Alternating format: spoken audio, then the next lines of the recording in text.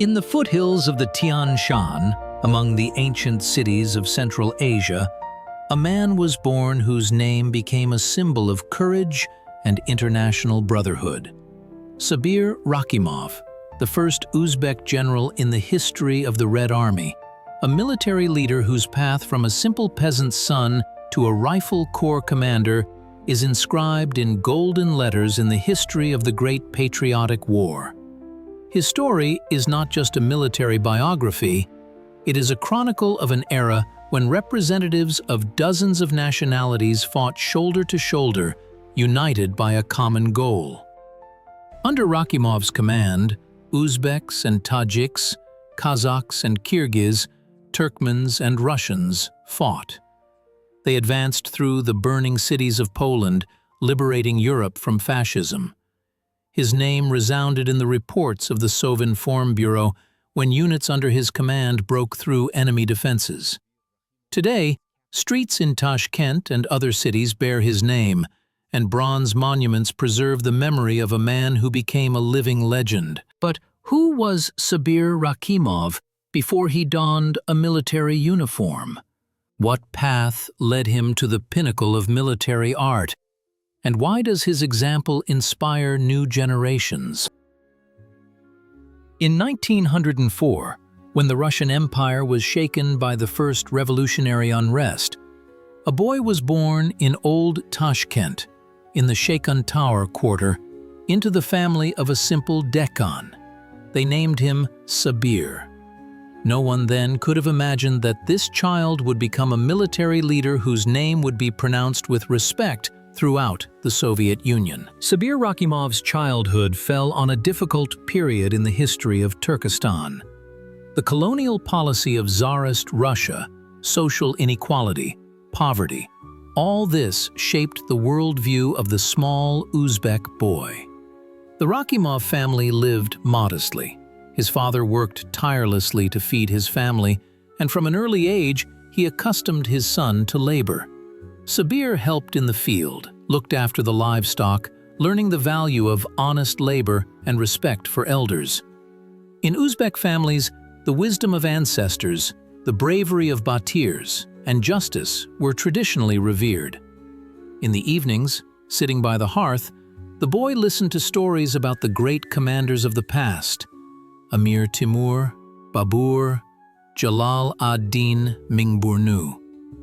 These stories ignited a spark in young Sabir's heart, which would later flare into a flame of military valor. The October Revolution of 19 and the establishment of Soviet power in Turkestan brought radical changes. For children like Sabir, new opportunities opened up. For the first time in the history of the region, children from poor families gained access to education. In 1918, Sabir went to school. His studies were not easy. Years without systematic education took their toll, but perseverance and natural quick wit helped him overcome difficulties. The young man was particularly interested in history and geography and showed leadership qualities among his peers. Teachers noted his determination and ability to organize comrades for a common cause. The years of the Civil War and the Basmachi movement in Central Asia became a severe test for all residents of the region. Young Sabir saw how life around him was changing, how old foundations were crumbling and new ones were forming. In these conditions, the character of the future commander was formed: decisive, fair, ready to defend his convictions. By the early 20s, Sabir Rakhimov was already an active Komsomol member. He participated in the elimination of illiteracy, helped organize the first collective farms, and fought against the remnants of the past. His energy, honesty, and straightforwardness attracted people. He knew how to speak simply and clearly, to find a common language with both old and young. The year 1922 was decisive in Rakhimov's fate when he joined the Red Army. For the young Uzbek, this was a conscious choice, the first step on the path that would lead him to general's shoulder straps. Sabir Rakhimov's military career began in 1922. A young man from Tashkent, raised on stories of great Eastern commanders, now donned a military uniform himself. The first months of his service in the Red Army were a true school of life for him. Discipline, a clear daily routine, new skills. All of this demanded complete dedication and concentration. Commanders quickly noticed the diligent Uzbek young man who grasped military science on the fly and displayed remarkable organizational abilities. Rakhimov served in the Turkestan military district, where national military cadres were actively being formed in those years. The Soviet government understood the importance of attracting representatives of local peoples into the army. This strengthened the trust of the population and allowed for the consideration of the region's cultural peculiarities. For Sabir, this was a time of intensive learning, not only of military adverse, but also of the Russian language. Without good command of the language, it was impossible to advance up the career ladder. With the perseverance characteristic of his nature, the young soldier improved his skills day by day. After just 2 years of service, Rakhimov was sent to junior commander's courses. Here, his leadership qualities emerged: the ability to make quick decisions, take responsibility, and lead people. The studies were not easy, but Sabir was not accustomed to retreating in the face of difficulties. In 1926, an important event occurred in Rakhimov's life. He was admitted to the ranks of the All-Union Communist Party, Bolsheviks. A party card in those years was not just a formality, but a sign of special trust and responsibility. For the young commander, this was recognition of his merits and devotion to the ideals of the new government. The 1930s became a period of active professional growth for Sabir Rakhimov. In 1931, he graduated from the combined Central Asian Military School in Tashkent, receiving the rank of platoon commander. Now, under his command, were people of different nationalities: Russians, Uzbeks, Kazakhs, Tajiks. It was then that his talent for finding an approach to each soldier, taking into account cultural and mental characteristics, became apparent. Rakhimov understood that a commander is not only a person who gives orders, but also a mentor, capable of uniting different people into a single combat organism. In 1934, Sabir was sent to the Vistral Advanced Training Courses for Command Staff. This was an elite military school where middle-ranking officers were trained. Studying here required complete dedication of effort and deep immersion in military science. Rakhimov eagerly absorbed knowledge of tactics, strategy, and military history. He was particularly interested in the organization of infantry units in modern combat. After graduating from the courses, Rakhimov's career took off. He commanded a company, then a battalion, establishing himself as a competent and demanding commander. In the troops, he was respected for his fairness and professionalism. Sabir never demanded from his subordinates what he could not do himself. He personally checked the combat training of soldiers, delved into their needs, and helped solve problems. By the end of the 1930s, the Red Army was actively modernizing, mastering new equipment and weaponry. For Rakhimov, as for many commanders of that time, this meant the need to constantly learn and master new methods of warfare.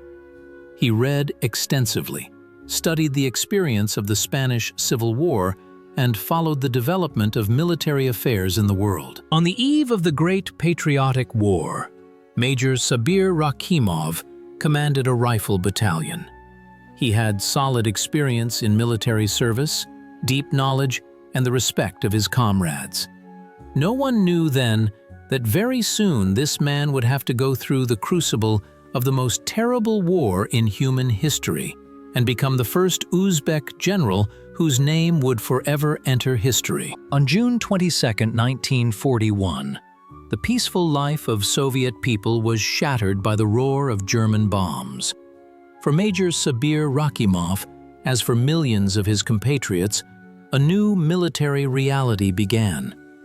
In the first days of the war, his rifle battalion was transferred to the western borders of the country.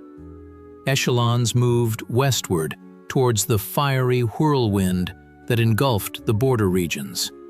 Sabir Rakhimov met the war already an experienced commander. 15 years of military service had given him the necessary tempering, but even he could not imagine the scale of trials that lay ahead.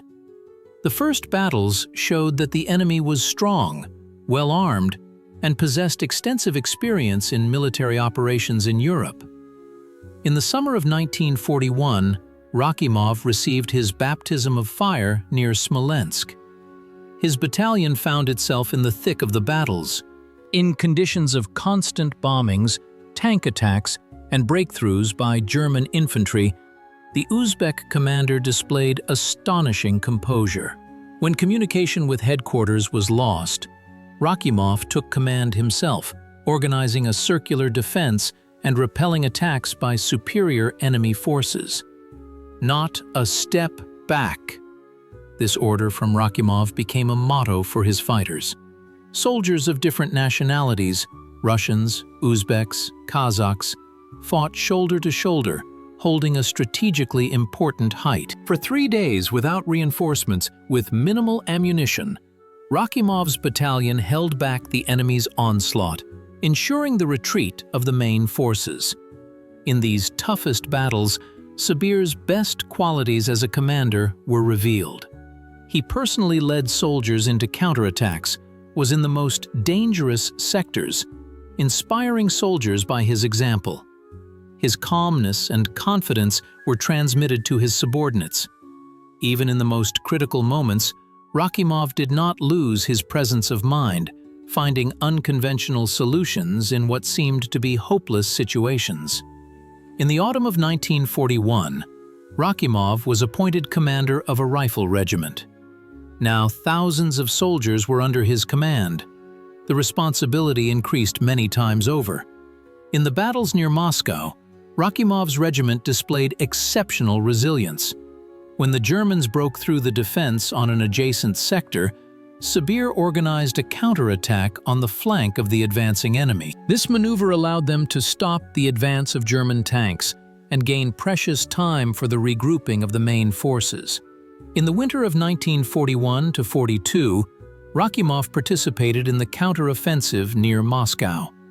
His regiment acted in the vanguard of the advancing troops, liberating village after village. In one of the battles, Sabir was wounded, but refused to be evacuated to the rear, continuing to lead the operation. In the spring of 1942, Colonel Rakhimov received a new appointment, commander of a rifle division. This was a recognition of his military talent and organizational abilities. Now he commanded a large formation, in which representatives of dozens of nationalities of the Soviet Union served. Sabir managed to create a special atmosphere of international brotherhood in the division, where every fighter, regardless of nationality, felt part of a single combat family. Sabir Rakhimov's military career developed rapidly, like a mountain river in his native land. After being appointed division commander in 42, new horizons of military art opened up before him. Now it was necessary to think broadly, manage large formations, and coordinate the actions of various branches of service. Rakhimov plunged headfirst into the study of strategy and operational art, spending hours poring over maps, analyzing past battles, and planning future operations.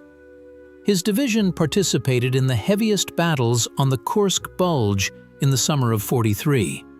It was here that Rakhimov's talent as a military leader was fully revealed. He masterfully organized echeloned defense, skillfully maneuvered reserves, and accurately determined the directions of the enemy's main attacks.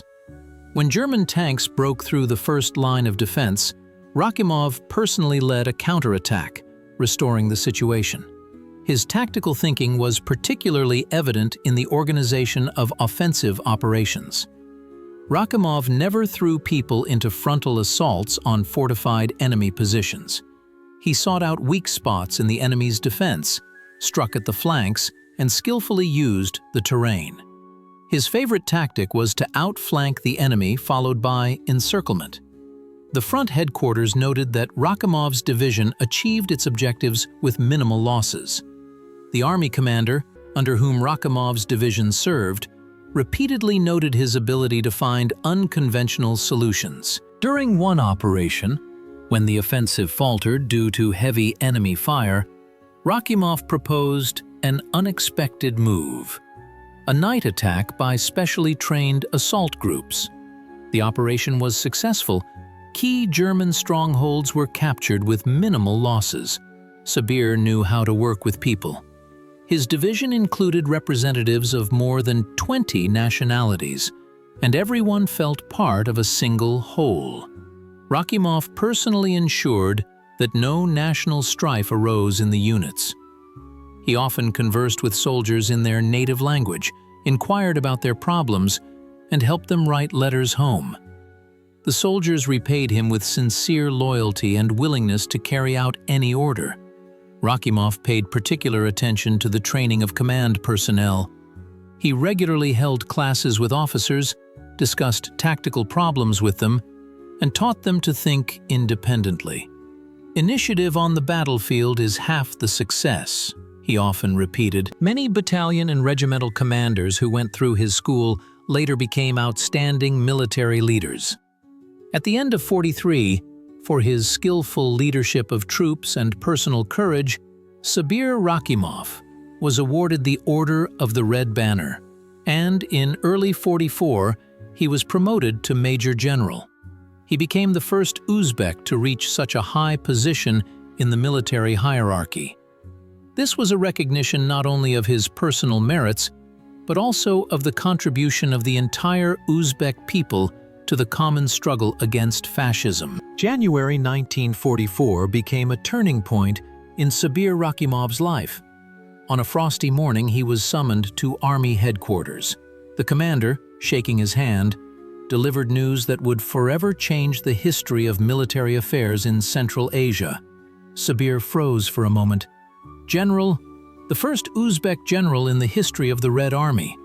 At that moment, he thought not of personal glory, but of the immense responsibility that fell upon his shoulders.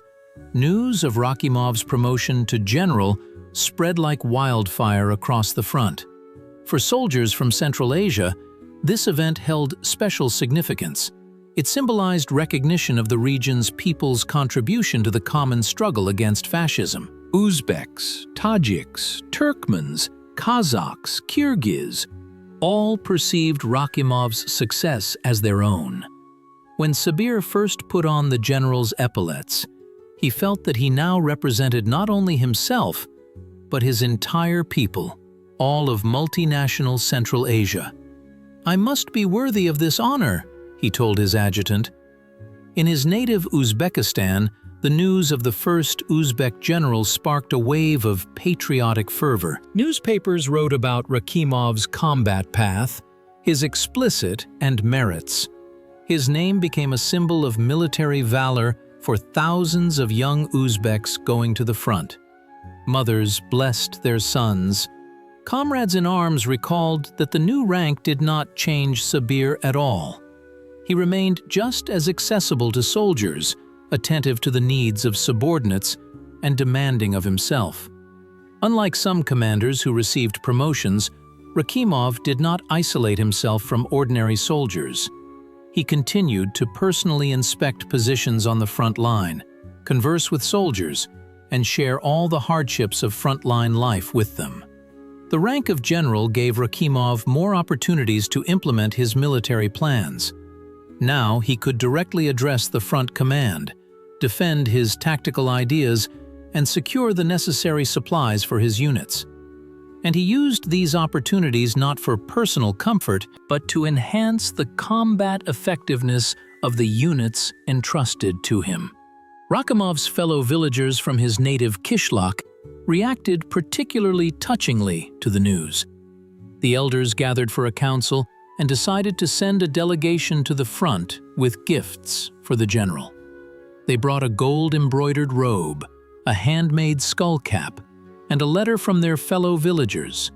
Sabir received the guests in his dugout, asking about life in the rear, how collective farms were working, and how they were helping the front.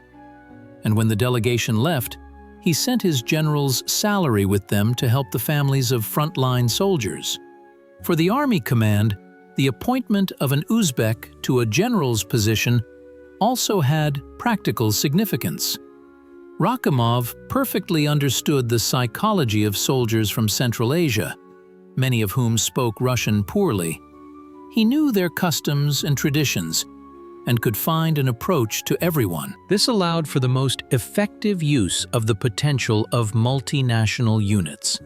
Rakhimov himself never divided soldiers by nationality. On the front, there are no Uzbeks, Russians, or Tatars. There are Soviet soldiers defending their motherland, he would say. This principle became the foundation of his command philosophy. Commanding the multinational corps marked a new stage in Sabir Rakhimov's military career. Under his leadership were thousands of soldiers of various nationalities: Uzbeks and Kazakhs, Tajiks and Kyrgyz, Russians and Ukrainians, each with their own character, traditions, and language. How to unite these people into a single fighting organism? Rakhimov found his approach based on deep respect for the cultural characteristics of each nation. In his corps, there was no room for national strife.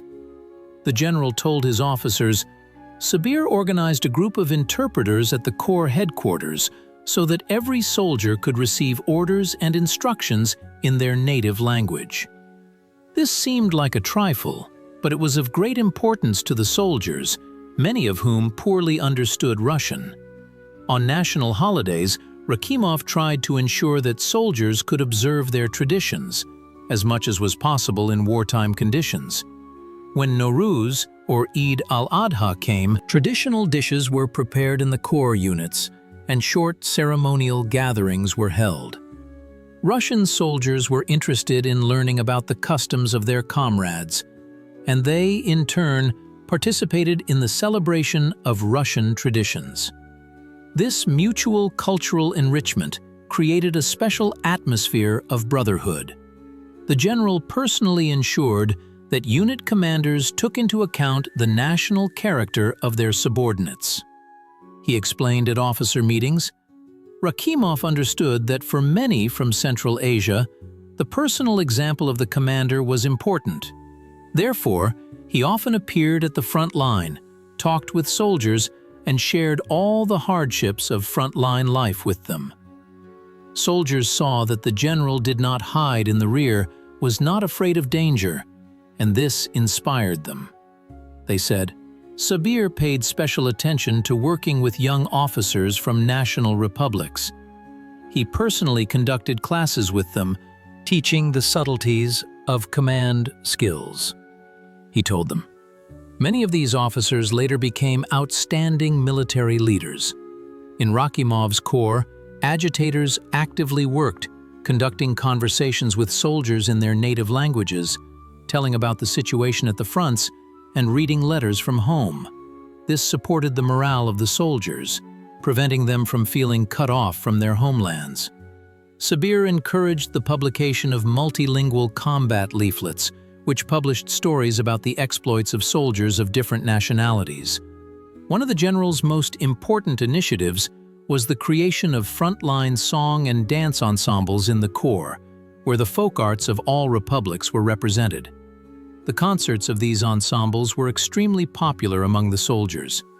Music and dances reminded them of home, helping them temporarily forget about the hardships of war. Rakhimov often repeated, "Our corps is a small Soviet Union, where each nation contributes to the common victory." This idea became unifying for all soldiers. They were proud to fight shoulder to shoulder, defending not only their republics, but also the entire large country. Thanks to the wise leadership of Sabir Rakhimov, his multinational corps became one of the most combat-ready formations on the front. Soldiers of different nationalities went into attack like brothers, covered each other in battle, shared their last crust of bread. This friendship, cemented by blood, was one of the main sources of strength for the Red Army. By the summer of 1943, the strategic initiative on the Soviet-German front had definitively passed to the Red Army. For Sabir Rakhimov and his units, a long journey westward began, the journey to liberate their homeland from the fascist invaders.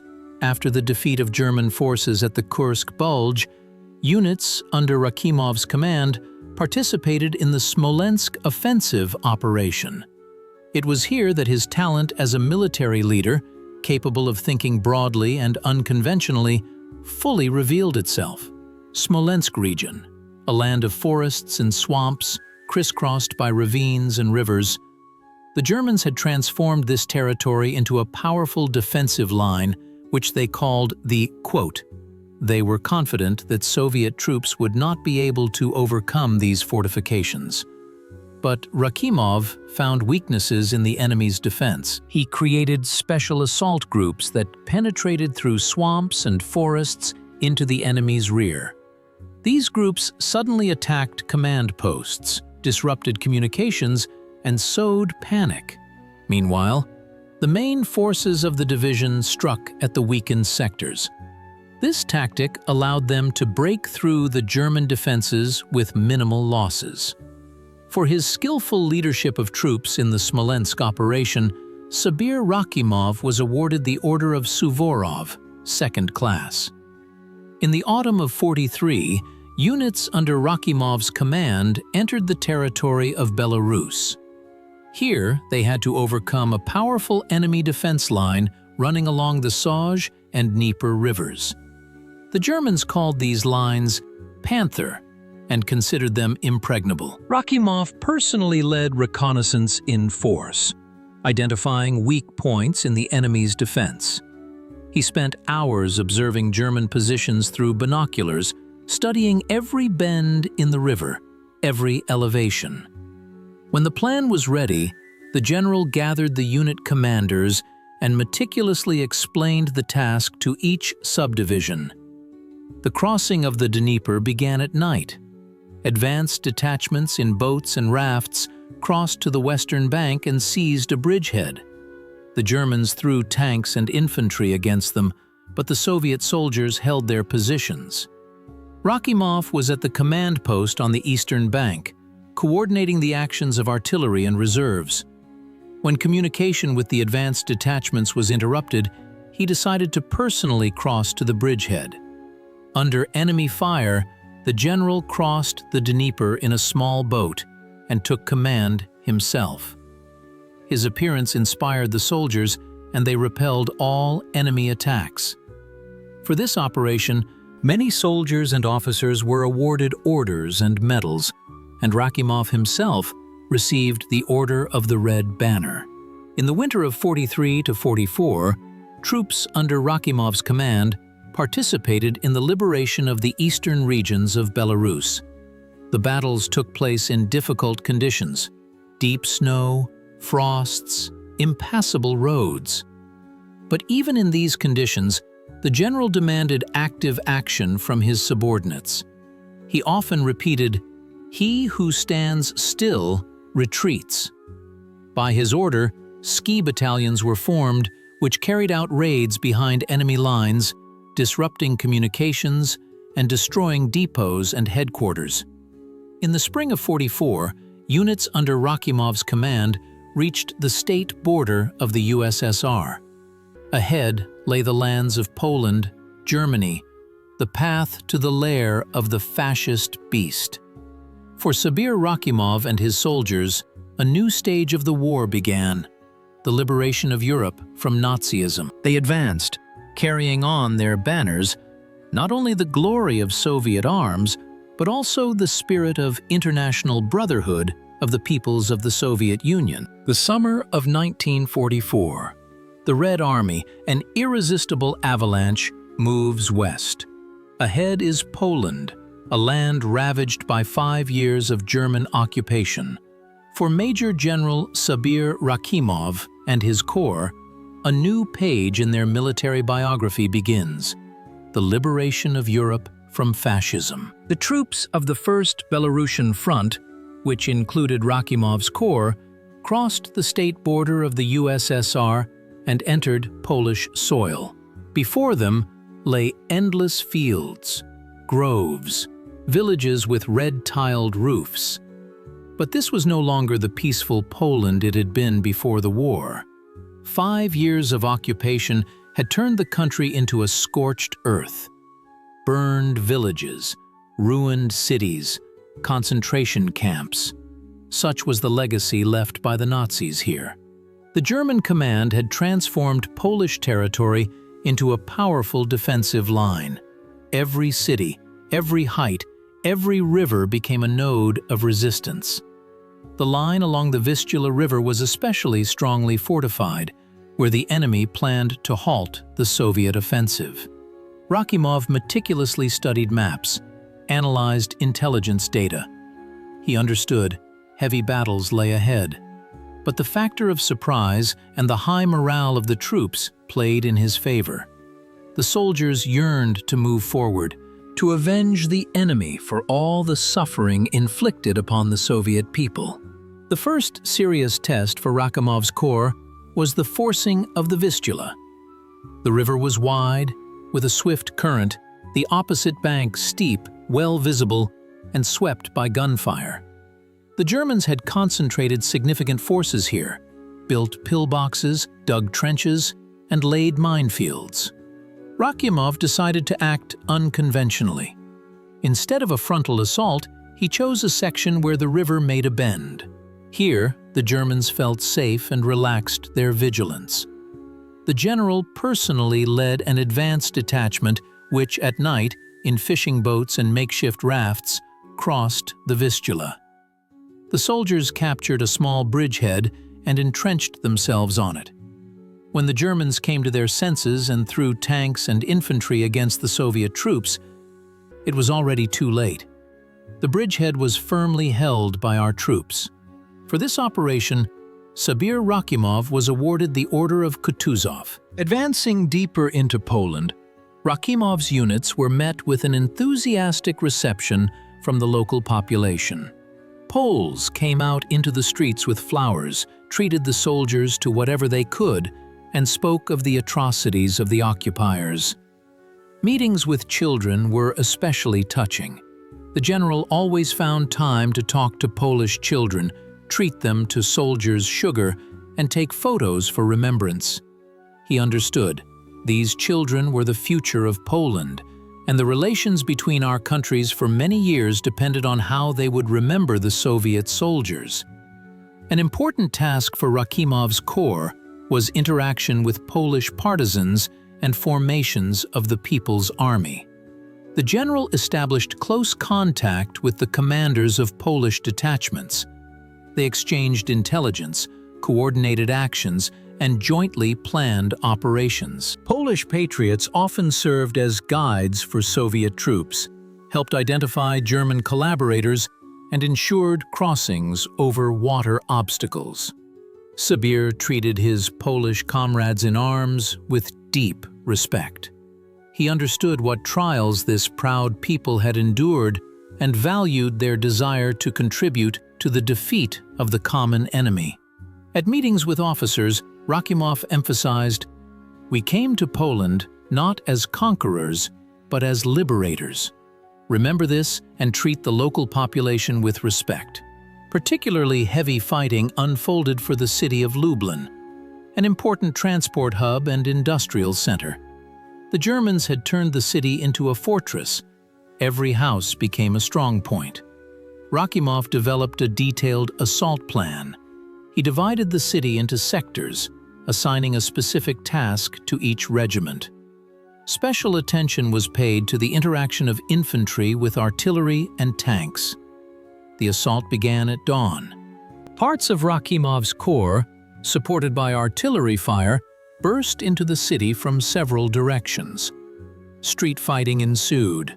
The general was at the forward command post, from where he directed the operation. When the offensive stalled in one of the sectors, he personally drove there, assessed the situation, and decided to commit reserves in that direction. This decided the outcome of the battle. By evening, most of the city had been liberated. The Germans retreated, blowing up bridges and important facilities behind them. Rakhimov immediately organized reconstruction efforts. Under his leadership, engineering units built crossings, restored the water supply, and launched the power station. Local residents gratefully helped the Soviet soldiers. March 1945. Victory was near, but the enemy still snarled, desperately resisting the advance of Soviet troops. Major General Sabir Rakhimov's corps received orders to participate in the assault on Gdansk, Danzig, a large port city transformed by the Germans into an impregnable fortress. For Rakhimov, this operation would be the last in his brilliant military career. In the early morning of March 18th, the general gathered unit commanders for a meeting. Spreading a map on a table in a half-ruined house, he clearly outlined the situation. The officers listened attentively. Everyone understood. A tough fight lay ahead. Rakhimov, as always, was calm and collected. Over the years of war, he had learned to hide his anxiety, instilling confidence in his subordinates. The general continued. After the meeting, Rakhimov went to the front lines. He always personally checked the troops' readiness before an important operation. He talked with soldiers, inquired about their morale and everyday problems. For many fighters, these short conversations with the general became a powerful stimulus. They saw that their commander was with them, that he shared all the hardships of war. The offensive began at 6 in the morning on March 20th after a powerful artillery barrage. The ground trembled from shell explosions, the air filled with smoke and acrid fumes. Rakhimov's core units went on the attack. The Germans met them with a hail of fire from all types of weapons. Fierce battles for every meter of ground ensued. Rakhimov was at an observation post, from where he directed the actions of his troops. He carefully monitored the course of the battle, adjusted artillery fire, and moved reserves to threatened sectors. By noon, it became clear that the offensive was not going according to plan. On the right flank, the Germans counterattacked, using tanks and assault guns. There was a threat of a breakthrough. Rakhimov decided to personally go to this sector to assess the situation on the spot. His chief of staff tried to stop him. Rakhimov replied and headed for the car. Chaos reigned at the front. German shells exploded one after another. Machine gun bursts ripped through the air. Rakhimov quickly assessed the situation and made a decision to move a reserve battalion and additional anti-tank weapons to the right flank. He personally explained the task to the battalion commander, indicating the direction of the counterattack on the map. At that moment, an enemy shell exploded nearby. A fragment hit the general in the chest. Rakhimov fell but found the strength to continue giving orders. He told the officers gathered around. He was immediately sent to the medical battalion, but the wound proved fatal. A few hours later, Sabir Rakhimov's heart stopped. He was only 40 years old. News of the beloved commander's death instantly spread throughout the corps. The soldiers vowed to avenge their general. Fury gave them strength. They broke through the German defenses and burst into the city. A few days later, Gdansk was completely liberated. Sabir Rakhimov's body was delivered with military honors to Moscow and then to Tashkent. The funeral became a day of national mourning. Thousands of people came to bid farewell to the first Uzbek general who gave his life for the freedom of his homeland. The Front Command posthumously nominated Rakhimov for the title of Hero of the Soviet Union, noting his outstanding merits and personal courage. The award citation stated, "Major General Rakhimov proved himself a talented military leader, skillfully commanding troops in the most difficult combat conditions. His personal courage and self-sacrifice served as an example for all soldiers and officers. Over the years of the Great Patriotic War, Sabir Rakhimov was honored with many high awards, each reflecting his contribution to the common victory over the enemy. His chest was adorned with the Orders of the Red Banner, Suvorov, Kutuzov, Alexander Nevsky, as well as numerous medals. Each award had its own history, was stained with blood, and consecrated by the feats of the fighters under his command. The general especially cherished the Order of the Red Banner, received for the Smolensk operation. For him, this order symbolized the recognition not only of his personal merits, but also of the courage of all Central Asian warriors who fought on the fronts of the war. Award sheets with a detailed description of Rakhimov's exploits are preserved in military archives. One of them states, "Every line of these documents is a testament to the military talent of the Uzbek general." However, Sabir Rakhimov did not receive the highest award of the motherland, the title of Hero of the Soviet Union, during his lifetime, although he was nominated for this title twice. The first time was for forcing the Vistula and liberating Polish cities. The second was posthumously, for courage and heroism shown during the assault on Gdansk. The nomination for the title of Hero, signed by the army commander, is preserved in archival documents. Why was this nomination not realized? Historians and researchers put forward various versions. Some believe that wartime bureaucratic delays played a role. The documents were lost in staff instances. Others believe that the reason was the complex inter-ethnic relations of that period. The Central Asian republics were disproportionately underrepresented in the lists of hoops of the Soviet Union compared to their contribution to the victory. Still others point to post-war political factors. During the struggle against, many prominent representatives of national republics found themselves in the shadows. Only in 2000, justice was restored. By decree of the President of Uzbekistan, Sabir Rakhimov was awarded the title of Hero of Uzbekistan.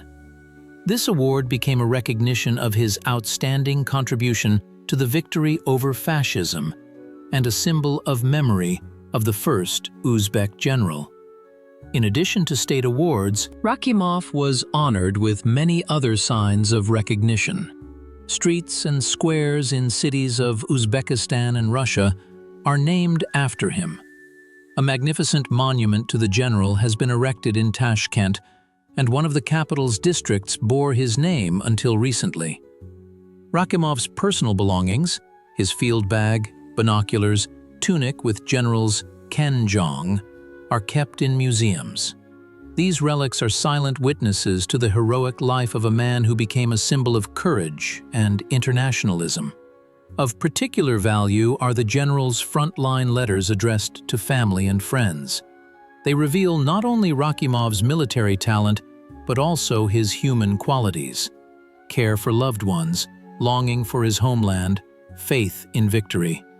"We will definitely win," he wrote in one of his last letters, "and then our children will live in a world where there is no place for fascism and national hatred." What kind of person was Sabir Rakhimov beyond military maps and operational reports?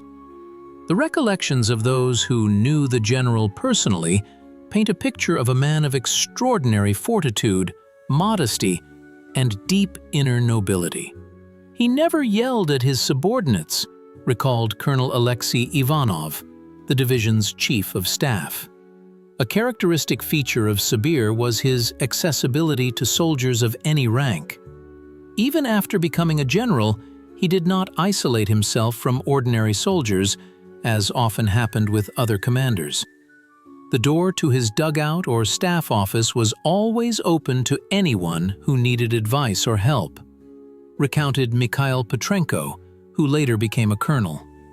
Many noted Rakhimov's amazing ability to find common ground with people of different nationalities. He spoke several Central Asian languages fluently and had a good command of Russian. But it wasn't just about language skills. the general possessed a rare gift for understanding the human soul, its cultural peculiarities and traditions. Recalled Sergeant Tursunbay Akhmedov. Interestingly, in the memoirs of his comrades in arms, Rakhimov appears as a man of two cultures. He harmoniously combined loyalty to national traditions with the adoption of Soviet values. In his dugout, one could see both a portrait of Stalin and a traditional Uzbek carpet brought from home. He observed Muslim customs as much as possible under frontline conditions, but never imposed them on others. The general's modesty in everyday life was striking. He slept on an ordinary soldier's cot, ate the same food as ordinary soldiers, and did not demand special conditions for himself, recalled Rakhimov's adjutant, Nikolai Smirnov. Sabir Umarovich immediately ordered all of it to be sent to the medical battalion for the wounded. He said, "As long as my soldiers are eating hardtack, I won't eat canned goods." A special trait of Rakhimov's character was his concern for the local population in liberated territories. He strictly ensured that soldiers did not harm civilians and helped restore destroyed homes and wells. In Polish villages where his headquarters stopped, the general often spoke with peasants, inquired about their needs, and helped with food from army supplies. "We came here not as conquerors but as liberators," he told his officers, "and we must behave accordingly." Many noted his special attitude toward children. In rare moments of lull between battles, the general would gather local children around him, hand out sugar and canned goods, and tell fairy tales. For orphans who had lost their parents, he organized temporary shelters at the headquarters, where nurses and cooks cared for them. Rakhimov also did not forget his family, who remained in Tashkent. He wrote letters home regularly, inquired about the health of his wife and children, and gave advice on household matters. "Take care of yourselves," he wrote in one of his last letters. "The war will soon be over, and we will be together again." Alas, these hopes were not destined to come true. It is noteworthy that Rakhimov never lost touch with his homeland. He corresponded with collective farmers from his native Kishlak, interested in news from Uzbekistan. When delegations from Central Asia came to the front, the general always found time to meet with his countrymen, to ask them about life in the rear. These meetings gave him new strength, strengthened his spirit. As eyewitnesses recall, Rakhimov was a man of deep convictions. He sincerely believed in the ideals of friendship between peoples, that after the war there would be a peaceful life where there would be no place for national strife. "We are fighting not only against fascism," he told his officers, "we are fighting for a future where our children will live in peace and harmony." This faith gave him strength in the most difficult moments of the war. In Uzbekistan, the memory of Sabir Rakhimov is sacred. His name has become a symbol of valor, courage, and devotion to the motherland. After the end of the Great Patriotic War, the general's body was transported to Tashkent with military honors, where a solemn funeral was held. Thousands of people came to bid farewell to the national hero who gave his life for the freedom of his country. During the Soviet period, Sabir Rakhimov's name was immortalized in many forms. One of the central districts of Tashkent was named in his honor. A majestic bronze monument to the general was erected in the main square of this district. The sculptor depicted Rakhimov full length, in a general's uniform, with the characteristic gesture of a commander pointing the way forward. This monument became a place of pilgrimage for several generations of Uzbeks. In the 60s, a museum dedicated to Sabir Rakhimov was opened in Tashkent, where his personal belongings, documents, photographs, and letters from the front were carefully preserved. Of particular value was the general's uniform in which he fought his last battle. A park was laid out next to the museum, becoming a favorite recreational spot for city residents. dozens of schools throughout Uzbekistan bore the name of the first Uzbek general. These educational institutions created museum rooms dedicated to his life and exploits. School children collected materials, met with veterans who served under Rakhimov's command, and wrote essays about his military path. In the 70s, the talented Uzbek writer Adil Yakubov wrote the novel General Rakhimov, which became a bestseller and was translated into many languages of the peoples of the USSR. The book not only recounted the hero's military exploits, but also revealed his human qualities, showing the formation of his character and his inner world. A feature film based on the novel was made and achieved enormous success. In the 80s, the Sabir Rakhimov Medal was established in Uzbekistan, awarded to distinguished servicemen and cadets of military schools. Receiving this award was considered a great honor for every warrior. With the collapse of the Soviet Union and Uzbekistan's independence, the attitude towards the figure of Sabir Rakhimov underwent some changes. During the period of historical re-evaluation, many Soviet symbols were criticized, but the name of the first Uzbek general remained in popular memory as a symbol of national pride. In 2000, the President of Uzbekistan signed a decree posthumously awarding Sabir Rakhimov the title of Hero of Uzbekistan. This was an act of historical justice. The general, who was twice nominated for the title of Hero of the Soviet Union but never received this award during his lifetime, was officially recognized as a hero in his homeland. In modern Uzbekistan, the image of Sabir Rakhimov remains an important part of national identity. His name is included in school history textbooks, documentaries are made about him, and scholarly works are written. Annually, on the general's birthday, solemn events are held with the participation of veterans, youth, and government representatives. A special role in preserving Rakhimov's memory is played by his compatriots from the Sheikhantor Mahalla in Old Tashkent. Here, memories of the future general's youth are carefully preserved, photographs are collected, and stories are recorded from old-timers who remember Sabir as a boy. In recent years, a discussion has unfolded in Uzbekistan about the need to create a new, modern museum complex dedicated to Sabir Rakhimov. It is planned to be an interactive center using the latest technologies, where visitors will be able to virtually trace the general's military path and see reconstructions of battles in which he participated. The memory of Sabir Rakhimov lives not only in official memorials and textbooks. It is passed down from generation to generation in family traditions, in the stories of grandfathers to grandchildren. For many Uzbek families, the story of the first Uzbek general has become part of family folklore, a symbol that a representative of their people could achieve heights of military art and earn the respect of the entire country. Thus, the name of Sabir Rakhimov, a simple fellow from Old Tashkent who became an outstanding commander, continues to live in the hearts of people, inspiring new generations to serve the motherland, to be loyal to the ideals of courage, honor, and international brotherhood. The image of Sabir Rakhimov has long transcended the boundaries of military history, becoming an important part of cultural and scientific heritage. In historical science, the study of the life and activities of the first Uzbek general has passed through several stages, each reflecting the characteristics of its time. During the Soviet period, research focused on his military merits and his role in strengthening the friendship of nations. Historians of Tashkent State University in the 60s and 70s created fundamental works dedicated to Rakhimov's combat path, collecting memoirs from hundreds of veterans who served under his command.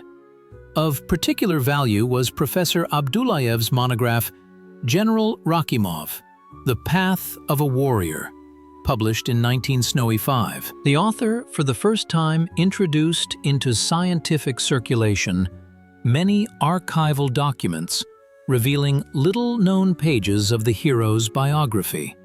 After Uzbekistan gained independence, interest in Rakhimov's personality took on a new dimension. Historians began to view him not only as a Soviet military leader, but also as a symbol of national military tradition, tracing back to the Timurid era. Studies appeared analyzing his military art in the context of the Central Asian Military School. In the works of historian Karimov, parallels are drawn between Rakhimov's tactical techniques and the traditions of Uzbek military art. Foreign researchers also paid attention to the figure of the Uzbek general. Polish historians meticulously studied the role of units under Rakhimov's command in the liberation of their country. Professor Andrzej Kowalczyk of Warsaw University dedicated an entire chapter in his book Liberators, the Red Army in Poland, to the operations of Rakhimov's corps, noting his humane treatment of the local population. German military historians analyzed Rakhimov's tactics from a professional point of view. In the work The Eastern Front, an analysis of command, the authors noted the unconventional thinking of the Uzbek general, his ability to find weaknesses in the enemy's defense and effectively use the terrain. In literature, the image of Sabir Rakhimov was embodied in many works. Adil Yakubov's novel General Rakhimov became a classic of Uzbek literature. The author created a multifaceted portrait of the hero, showing not only his military skill, but also his rich inner world, doubts, hopes, and experiences. Especially poignant are the pages dedicated to the general's reflections on the fate of his native land, on the future of the peoples of Central Asia. Poets of Uzbekistan dedicated dozens of poems and epics to Rakhimov. In them, the general appears as a national batir, a successor to the traditions of great ancestors. Gafur Gulyam's poem, Son of Turkestan, is particularly popular, where Rakhimov's fate is shown against the backdrop of historical changes in Central Asia in the first half of the 20th century. Cinematography also contributed to the formation of the hero's image. In 1967, the feature film General Rakhimov, directed by Zahid Sabitov, was released. The film was a huge success, attracting millions of viewers. The role of Rakhimov was brilliantly performed by actor Shukur Burkhanov, who created the image of a courageous, just, and humane commander. In the 2000s, Uzbek filmmakers created the documentary series Roads of Glory, where Rakhimov's fate is traced through veterans' memoirs, archival footage, and historical commentaries. Fine art also did not ignore the figure of the first Uzbek general. His portraits, created by artists of different generations, can be seen in museums of Uzbekistan. Particularly expressive is the portrait by Ural Tansikbayev, where Rakhimov is depicted against the backdrop of a mountain landscape, a symbol of his native land. Sculptors created several monumental monuments to the general installed in different cities.